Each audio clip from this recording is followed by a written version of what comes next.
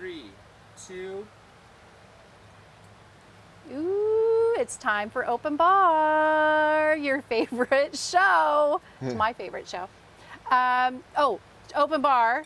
Where's I think we've been at the bar too long. Let's start it again. No.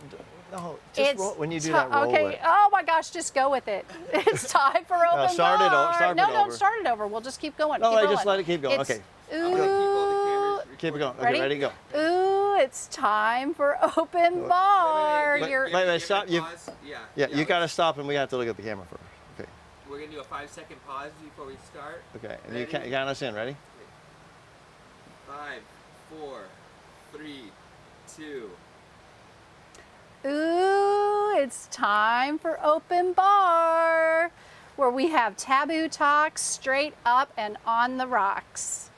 I'm Beth Robb, and I'm your host. This is my gorgeous husband. J. Rob, the guru of peace. I didn't know if she's going to introduce me or I introduce myself. I know, That's well, good. I know. But We'll get on the same page sometime. Some people call me the GOP. That stands for Guru of Peace, but Yes. that's okay. Yes, they do. Anyway, we're happy to be here, and we're happy you're here too. Yeah. Well, and I'm having a mule. It's hot out She's today. had a few mules, you can tell. I've only had, this is my first mule Fourth. after a mojito. This is now a mule. First one. Yeah, she has a mule, I have a jackass. Oh my gosh.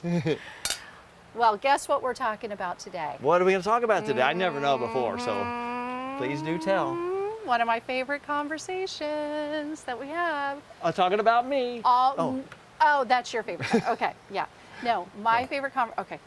Are your friends really your friends? Or are they Posers? non-friends? Poser. We have this conversation a lot. We have it with other friends. Our kids have this issue. I think everybody pretty much deals with this. And it's hard. And I think sometimes friends are in your life for a season. And then I think, like my mom used to tell me that. And I was like, oh, no, that's not how it works. And it really is how it works. They come and go. And some of them come back in and some of them don't. That's it. That's the end of the line for that person. But I feel like there's certain criteria that I think would constitute as a real friend. And I'm curious to see what your criteria is for a true friend. I think friends come in a degree. I mean, now that you've opened up this can of worms here, friends can be super, super tight with you. Like you can have a really best friend. And I've come to the reality that you're really going to have 1, 2, or maybe 3 best friends your entire life. I just don't think you can have that many good friends that you can be completely open with, and they'll be open with you, and you feel comfortable with. And so with that, I'll say, you're my best friend. And because I feel the most comfortable with you. Yes, she is my best friend. We say that all the time. We do. Yeah. But that has to be somebody very, very special. So you don't get a lot of those or a lot of chances for that in life. But there's a lot of people that you're friends with. And I think a friend is someone who is always there for you, no matter what. Yeah. That's the basic criteria of a friend. No matter what, they're always going to be there. Now, a really, really good friend would be there above and beyond anything, and they would drop everything, and boom, here they are. Like they'd hop on a plane. Yeah, they'd hop on a plane if they'd be on vacation, but they come back and they're going to make sure they're taken care of. Like, what would constitute that? Like, would you have to be like hospitalized, something really bad happened to you? Well, yeah. Like that kind of a thing? I wouldn't say, I got a hangnail, can you fly in from the Bahamas? Hangnail? Did you It's a really bad hangnail, though. No, yes, a tragedy, anything that happens, they would be there. And they would actually be there for you, not just come in and be on their phone the whole time. They would be there to make sure you were comforted. And so if I was, I was in challenging times, you would always be there for me. There's a handful of other people I know would be there too. And that means the world to me. Yeah. Because we have a rule, and we have the frog's ass rule. Frog's ass, baby. Frog's ass is tight because it's got to keep the water out. So that's what we do. So you don't get a lot of friends in the frog's ass world, the bars. So those people come in and they stay in there, and as long as they're showing a selfless existence with us, as long as there's a complete give and take, and not a lot of take. And in my experience in life, I've had a lot of times of takers during my times of fame and success and so on. People just wanted to hang with me, Yeah. take pictures, do whatever it was, just because I was J. Rob, and that was their criteria. But they weren't real friends, and you realize the friends are the people that will always be there when the lights go down and everything's off, or if you actually Yeah. hit bottom. It's true. Imagine you hit bottom or anything like that. Yeah. They're going to be there. They don't care. They love you. Like, no matter what happens in our life. Yes. If we're on the top or the bottom or anywhere in between, it doesn't really matter. There is no No. top or bottom with us. Every day's bliss. Every day is just the best ever. Why? Because we're friends and in love. True friends, even if they're the same gender or anything like that, it doesn't really matter. If they're true friends, you don't see that. There's a love bond there. We have a little uptight society about that Yeah. stuff, especially with guys, and I'll point that out because this is taboo talks. Ooh. Guys have a little freakiness Yes. about, I love you and stuff like that. I tell guys I love them all the time. Why? Because I do. You do. I do, and I don't have any problem with that. We love everybody that's close to us. I love everybody outside of that, but I can only spend a certain amount of time with people that I'm close to. Well, and I've noticed our circle has gotten tighter through the years. Like It even has. when you and I have been together, like it just keeps getting tighter and tighter and tighter and tighter. And it's fine. Like Well, why do you think that is? I think that we've become more discerning. Oh, I couldn't agree more. Like, less We're willing. very open. Yeah. Less. We're pretty. We're not perfect, but we are willing to. We love everybody, and I think a lot of times people take advantage of that. Yeah. A lot, and I think it finally hits a point where we're just like that. I can't do it anymore because I feel like when you can't, it goes back to the joyful heart thing, biblical. Like our friend Randy would always say, it's biblical, but it's true. If you can't do it with a joyful heart, then you just shouldn't be doing it. And you become resentful, and nobody likes to feel that way. It leaves you feeling bad. It's very important that you and I discuss this a lot. It's important to always remember. You can't blame your friends. We've said that so many. You can't blame them. No. You have to blame yourself, and we always take ownership. Yes. You have to take ownership. Trust me on that one. You have to take ownership. Yes. And because nobody takes advantage of you, you let people take advantage of you. Yeah. It's your own mind, it's your own life that you say, oh, I allow this. And don't be mad at them. You can make the change yourself and say, no, I'm going to be more discerning. I like that term, discerning. Yeah. More Yeah. discerning with who you're close to and who you spend time with. Yeah. Because me personally, I like being around people that are happy, fun, that laugh, that are ready to, at the drop of a hat, to have a good time. Like you wake up in the morning, you're ready to have a party. Let's party or whatever. I could at just about any time. And Yeah. I get up at 5 in the morning, she gets up at 5 in the afternoon, so she's ready to party. I- So that's how that works. Okay. Let's rock and roll, baby. But I want to be around people that are happy, and I don't mind jumping in and helping people that are having troubled times, but I For can't. sure. But that's sometimes those can't be your friends. Those are just people that you're there to help for a period of time in a season. Well, that brings me up to, I also feel like it's important to surround yourself with people who are supportive, uplifting, and helpful, that aren't taking Yeah. advantage of you. They're there to, you help each other out.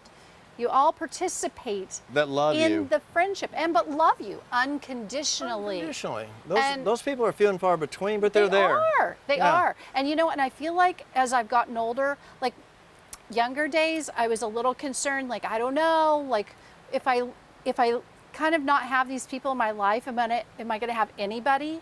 Am I just gonna have the one friend? And at the time I was single and she was married, and I'm thinking, oh no, that she's off with her husband. Am I just the third? And then I thought, it doesn't matter. I'd rather be alone, and God will provide every single time. God provides friends for you. You got to get out and do a little work yourself, meeting people.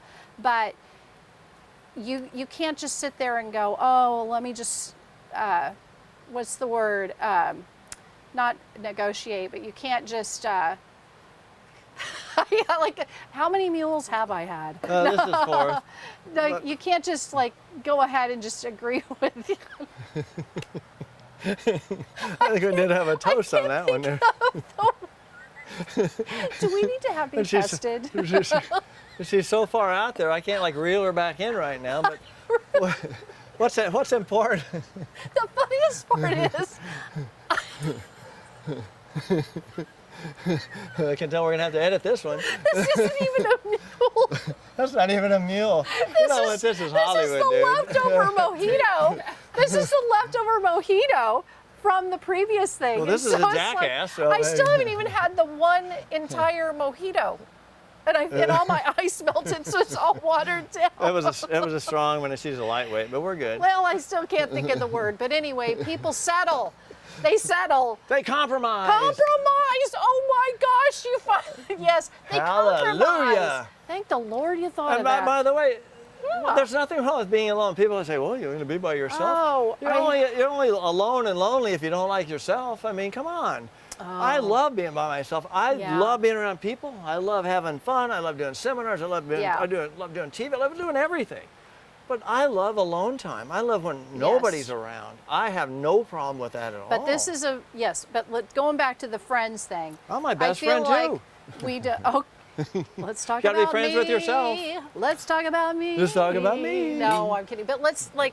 really. Yes. We need to go back to what we were talking about. This is getting wild. Okay, so let's retrace this stuff. well, You guys no, can even- pick up wherever because we Okay. have 3 cameras, so we can cut Yes. anywhere. That's So fine. anyway, with the friend thing, I think it's really important though that everybody just needs to do a little assessment of your friend base, and it's okay to compromise. And I'm not saying you're like mean to people, like, oh, I can't be your friend, get out, like things like that. I don't but think you say it's o- compromise. You mean you don't compromise. you don't Oh, compromise. I thought you said I'm sorry. Oh, did I? misunderstood. I didn't mean Okay, that. so but in my if- head, if in my you're- mind, I said Okay, it let me- correctly.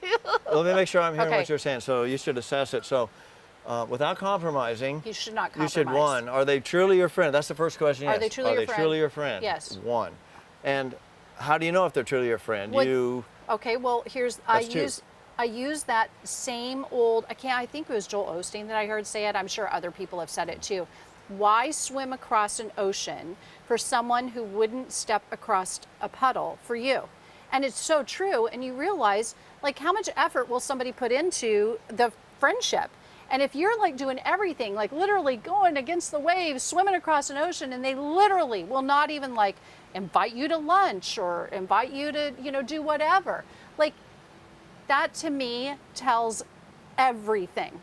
not everything. Okay, but not because people aren't important or anything like that. It's because time is precious on the earth. It is. And we only have so much time. And so if you spend time with people who don't appreciate you or just want to suck the life out of you or want something from you, Yeah. or just want to hang out with you because you're going to pay for everything, or that you're rich or famous or whatever it is that their agenda is, and not Yeah. just because they like you, they like being silly and having fun with you, then there's a problem. So that's the second part. You don't want to waste your time chasing people or going after people, because there's a lot of people that I've noticed throughout my entire life, and I'll go way back on this one.